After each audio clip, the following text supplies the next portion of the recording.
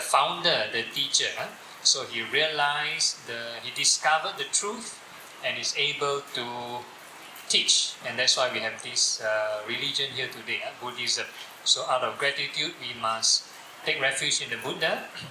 And it is also to redirect our view, our objective. Why we practice for what? Why the Buddha discovered the Dhamma for what?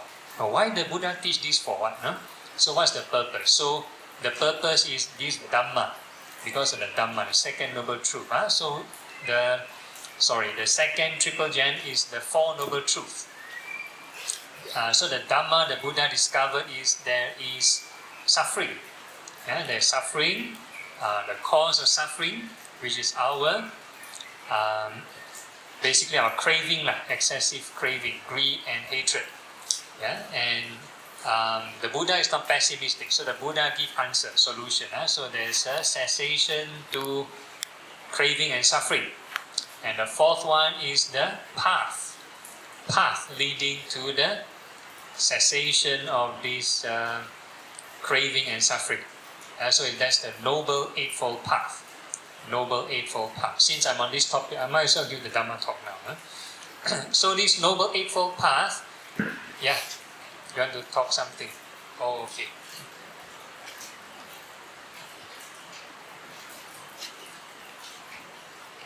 Okay, so this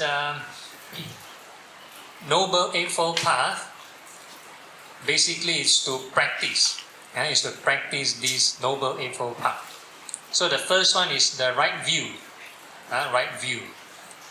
Right view is basically the Four Noble Truths. So earlier we talked about the Four Noble Truths. The fourth Noble Truth is this path leading to the end of suffering, right? And the first of the Eightfold Path equals to the Four Noble Truths. Do you get what I'm saying? You don't get what I'm saying? Okay, so imagine I must have four things. Imagine there are these four mattresses here.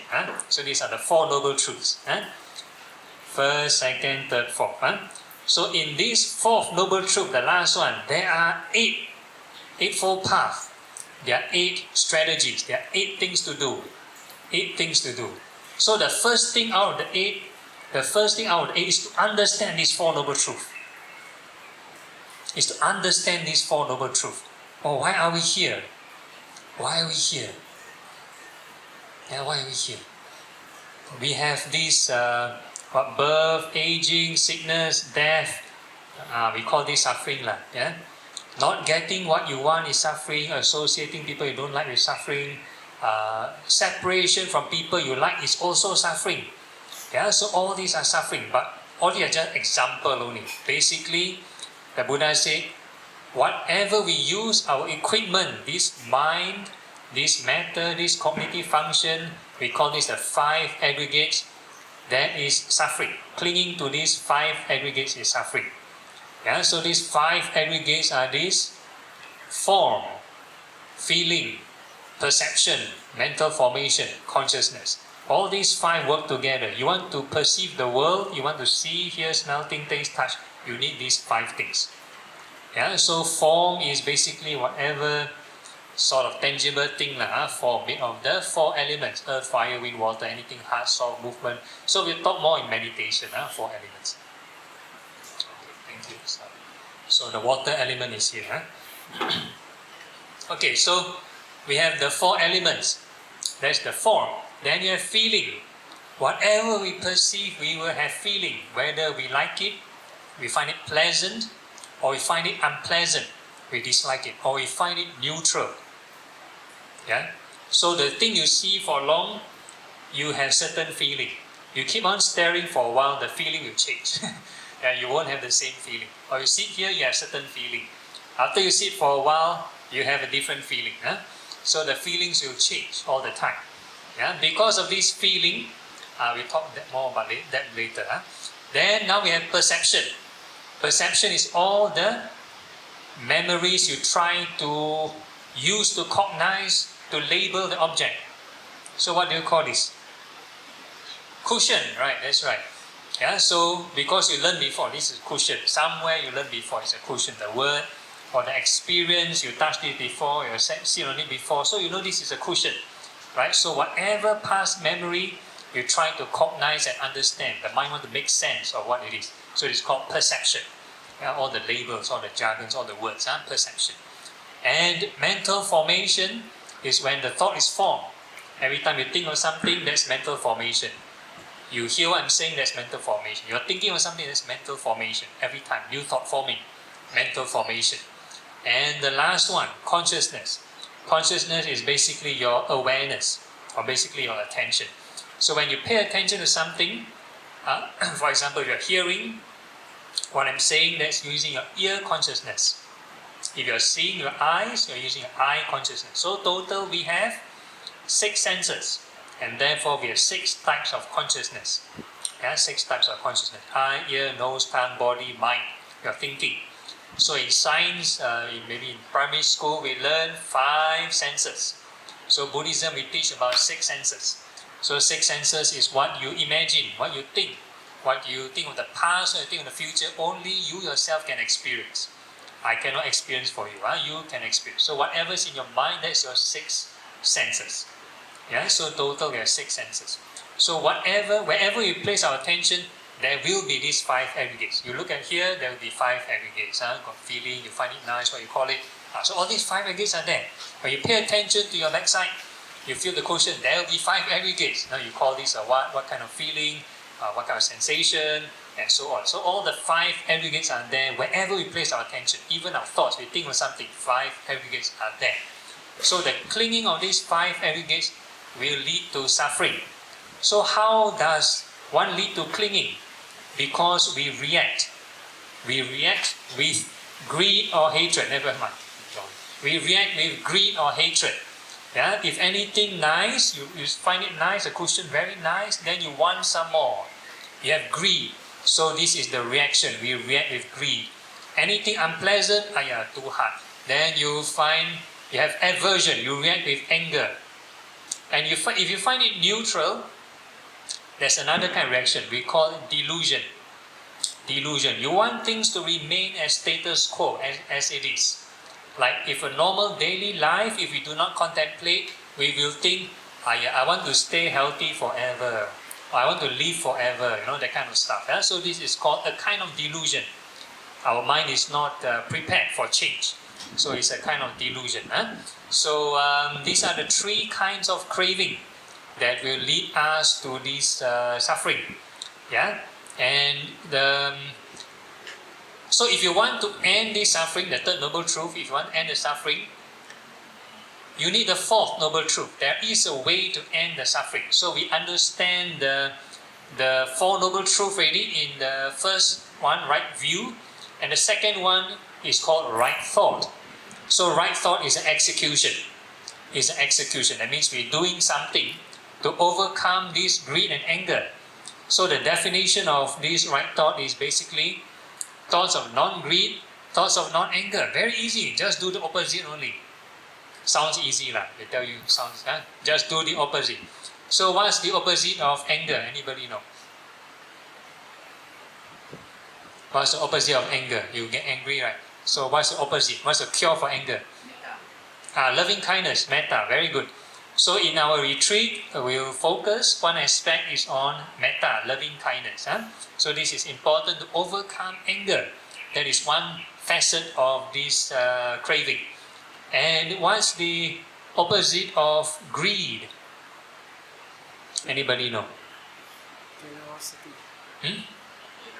Okay, that's the one of the standard answer, generosity. So like you help to do the cleaning, right? You volunteer your time, you do your chores, whatever. So it's a kind of service. It's a kind of generosity. And anyone else? Any other answer?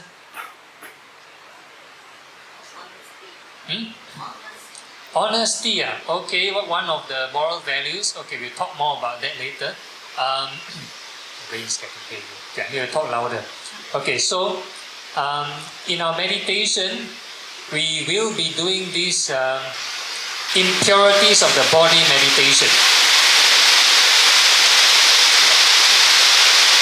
Can you all hear me? we'll be doing impurities of the body meditation, which is to understand the human physiology, to detach from the body, detach from the body, human body parts. And another meditation we are doing is actually thoughts of impermanence. Thoughts of impermanence. And we think of arising and passing. This will create detachment, non-greed.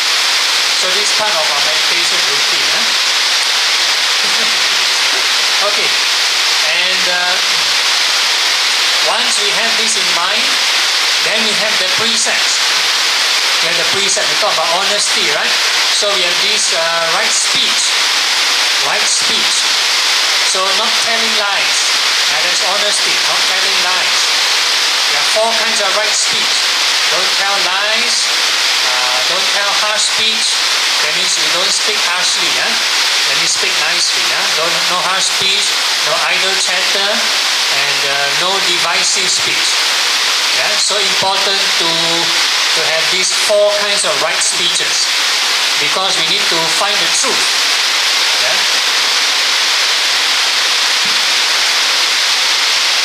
I wait for the rain to stop a while. See how it goes. Okay, so anyway, telling the truth or reaching the truth doesn't mean you have to speak facts only. If I keep telling you some facts which are not beneficial, for example, the grass is green, the sky is blue, the sun is round, water is H2O, does it benefit you in any way? Doesn't benefit you, right? These are facts, but we call this idle chatter. Anything that has no benefit also doesn't lead you to the truth. Doesn't lead you to the Dhamma, doesn't lead you to the truth. So that's why we avoid idle gossip. And harsh speech is to make you frustrated, make other party frustrated, so doesn't lead to inner peace, doesn't lead to the truth. And the 4th one is divisive speech. Also the same thing. We try to keep a harmonious environment. So this is the 4 kinds of right speech. And then we have right action. Right action. So the precepts we have: avoid killing, do not kill, do not steal, no sexual activity for 8 preceptors. So this one is to reduce greed and hatred. Reduce greed and hatred. And so if we are down here, we're supposed to have right livelihood, honest livelihood. So we do not engage in any form of cheating, and it's an honest, simple livelihood. Simple livelihood. And eventually we have the last 3: right effort, right mindfulness, right concentration. These 3 things. That's for mental cultivation. Mental cultivation. So right effort means to maintain. Okay, there are 4 kinds of right effort. So earlier on we talked about thoughts of non-greed, non-hatred. So any thoughts of greed and hatred is called unskillful thoughts. Unskillful thoughts. So if a person has unskillful thoughts, we must try to reduce and try to overcome them. So this is the first kind of right effort.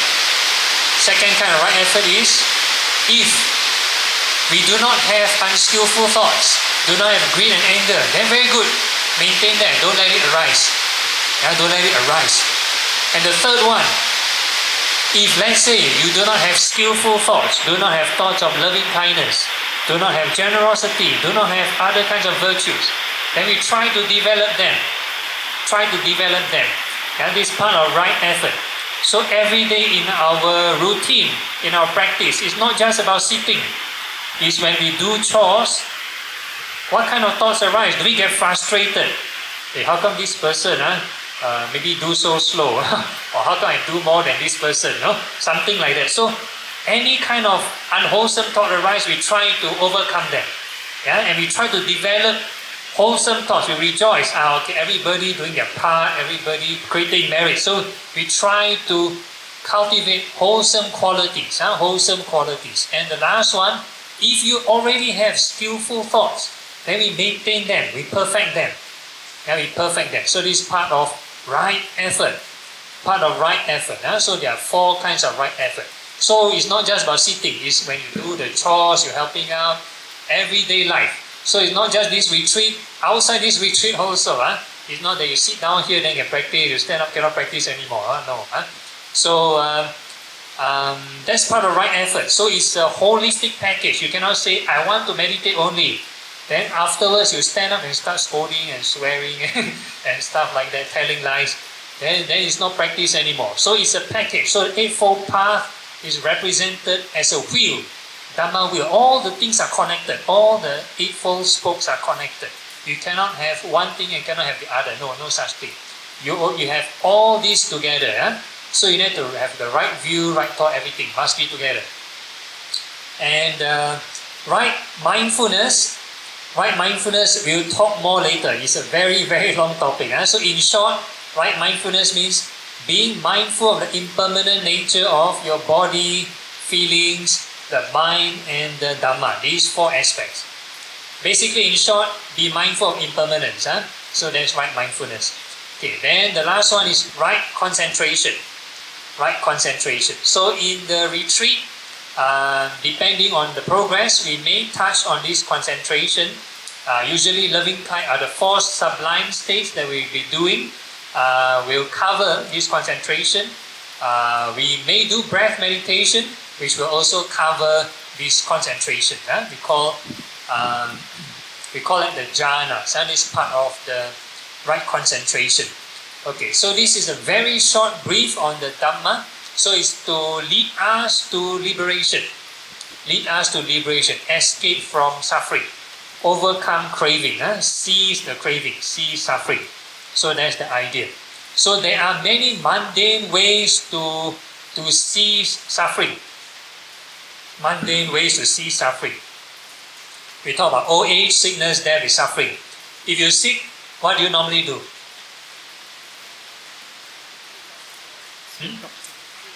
Very good, see doctor, right? So that's the mundane way of overcoming suffering. Relieving suffering, see doctor, take medicine, no more pain or no more illness. So that's the mundane way of solving this suffering. So there is a spiritual way. So the spiritual way is your emotions. The process when you go and see the doctor, are you worried? No, are you paranoid? When waiting for the doctor, when queuing up to see the doctor, no, what are you feeling? So all these are the spiritual aspect. We can do not rely on external things for happiness. We ourselves internally can learn to be happy. Yeah, so that's the spiritual part. External part, yes, we can do our external thing to relieve suffering, no problem. Yeah, but internally we can every moment learn how to detach and be happy. So that's the spiritual part, the Dhamma. Yeah? And the Sangha are the different types of practitioners who realize various degrees of the truth, of the Four Noble Truths. Yeah, so we call this the stream enterer all the way to the Arahant. So we'll talk more after the evening chanting. Yeah, so we'll brief more on the timetable later. So these are the 3 refuges. 3 refuges. And we talk about 8 precepts. 8 precepts. So we covered, as part of the Dhamma practice, we need to follow this right speech, right action. Right speech, right action. So basically, right speech, right action cover only 5 precepts. Yeah, only cover like 5 precepts, or maybe 4. 5 precepts. Okay, so the idea behind precepts is to train ourselves. It's not to everything don't do, A person, a coma patient in hospital, everything they don't do, right? And they can take 1 million precepts, no problem. They don't tell lies because they cannot talk, right? They're just on the life support and they don't talk, they don't do anything. You give them 1 million precepts, no problem. So that's not the idea. Yeah, the idea of the precept is to train ourselves. Yeah, using the precept as a meditation. So for example, I want to steal something. This microphone very nice. I want to steal, for example. So because I know, I observe the precept not stealing. When I want to steal the time, I know, I got this greed arise. So this part of right effort, right effort. You know there's unwholesome thought arise. Then you try to, don't steal. I got precept. So the precept is basically right thought. You overcome this craving with the right thought.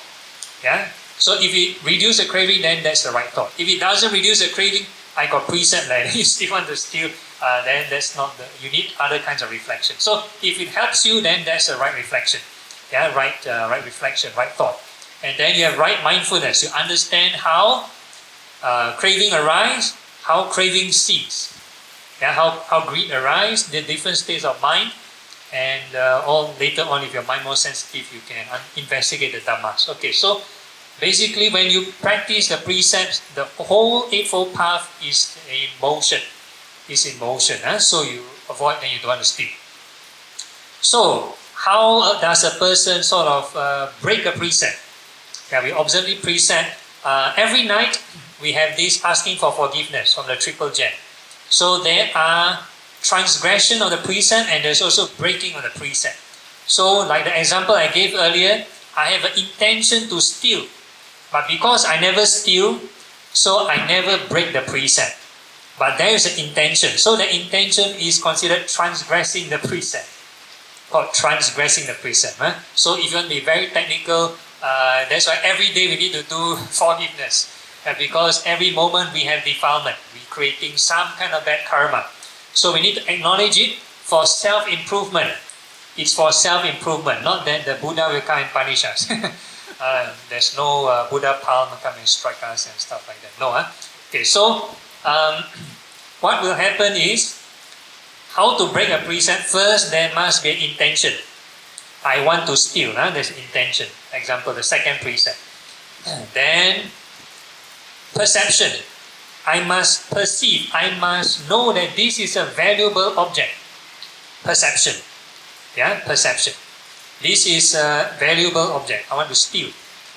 Then the third criteria is you carry out the action. Either you personally carry out or you ask someone to carry out.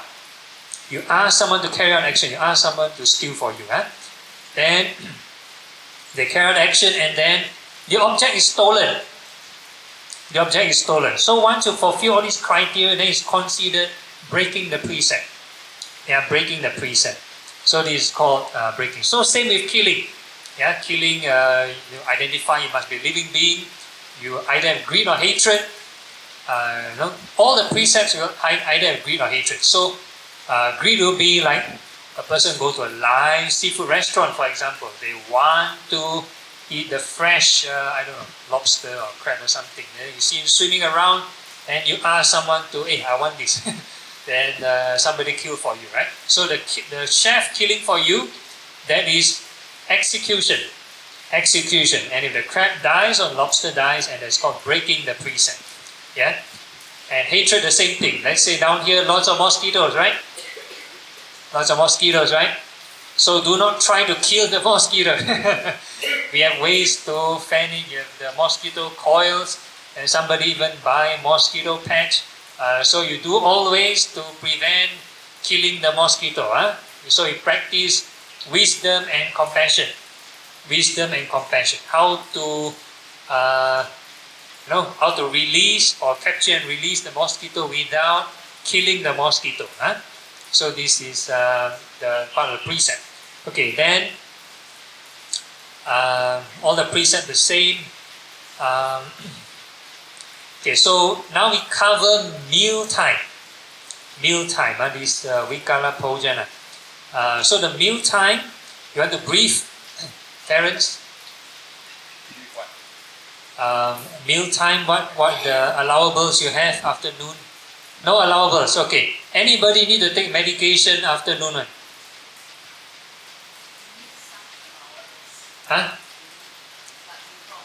Okay, you brought your own afternoon stuff. Okay. So for those taking in precepts, there are certain allowables. So in the Thai tradition, Okay, just curious. How many of you consider yourself to be Theravada Buddhist? Okay, non-Theravada Buddhist. 南传、北传还是藏传？北传，Mahayana Buddhism. Okay, any Vajrayana Buddhist? 藏传佛教没有。Okay, so we have one. So you take vegetarian.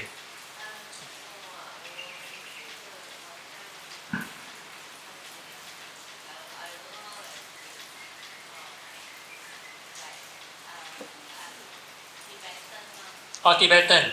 So okay, so it's 藏传佛教. Okay, all right. Okay, so for Theravada 8 precepts, for Theravada Buddhists, how many of you, let's say you follow Thai tradition? Okay, we have some. Any Sri Lankan follower? Burmese? No Burmese? Who anything one? Anything also follow lah. Okay. Alright, okay, so normally in the Thai tradition we have, or rather most Theravada tradition, we have afternoon allowables. We call these medicines. Probably 2,500 years ago in the Buddha's time, they may follow maybe certain Ayurvedic kind of system, and certain edible stuff are considered as medicine. Yeah, anything edible, they call it allowable medicines. So, for example, if a person, let's say, have low blood sugar level, and they are about to faint, then certain edible items are considered medicine, like ghee, butter, honey, sugar, molasses. These are considered medicine. And the Thai tradition, they even have cheese. So all these are considered allowables. So they are medicine only if there is a need. If you have low blood sugar, then you take this considered medicine. But if you do not have such problem, and you go and take, then the medicine become poison. Some people take too much.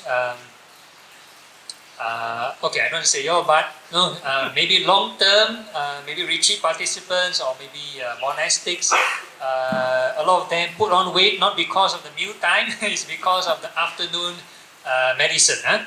Too much afternoon medicine become poison. Then they have all this obesity problem, high blood sugar level, high blood pressure, all those kind of stuff. So before you take any of these allowables, please reflect carefully. What's the intention of taking? If let's say your medication may cause more gastric problem, then you may need to take something. So you need to reflect before taking. So there's like a whole list, very troublesome. I don't want to name all the stuff that you need to take. So only one person taking, right? So probably you've observed 8 precepts before, so I don't have to name. Okay, so for those who have no issues, drink plain water, or you have some tea or whatever is allowable. What drinks you have? All the beverages there is 24/7. Yeah, okay. Whatever beverages being placed by Terence, you can drink 24/7, no problem. Sweet drinks, tea, maybe the 3-in-1 stuff. Yeah, you can take, no problem. So these are the allowables. But you take too much, also got problem. So you limit yourself. If nothing to do, take warm water. Warm water is the best. Okay. Bed frame is allowable for those who have physiological issues. If let's say your knee got problem, you cannot kneel down on the floor, that's why you have a bed frame of the knee height, so that is okay. Alright, so I think that more or less covers all the precept. Mostly it's intention, and you try not to execute and break the precept. Any question? Yeah. Milk. In the Dhammayut tradition, milk is considered food. Yeah, milk is considered food. Yeah. So that's why the classification is subjective to different lineage. Some lineage is allowable, and some lineage is not allowable. Yeah.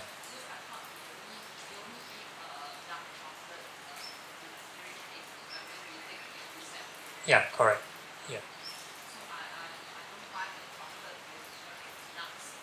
yeah, okay. Yeah. Milk not allowable. Yeah, for this lineage, yeah, not allowable. Yeah,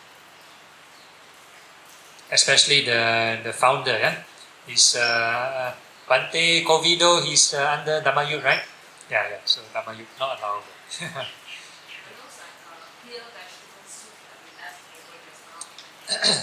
um,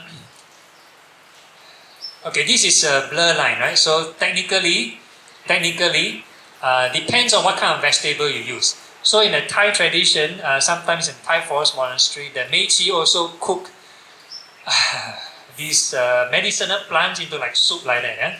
So some of the monks they also take it. So depends on your intention. If your intention is to take for these for your medicine, then it's okay. Anyone else? Any questions? Okay, if not, let me proceed with some of the briefing or maybe some of the introduction. Okay, no worries. Thank you.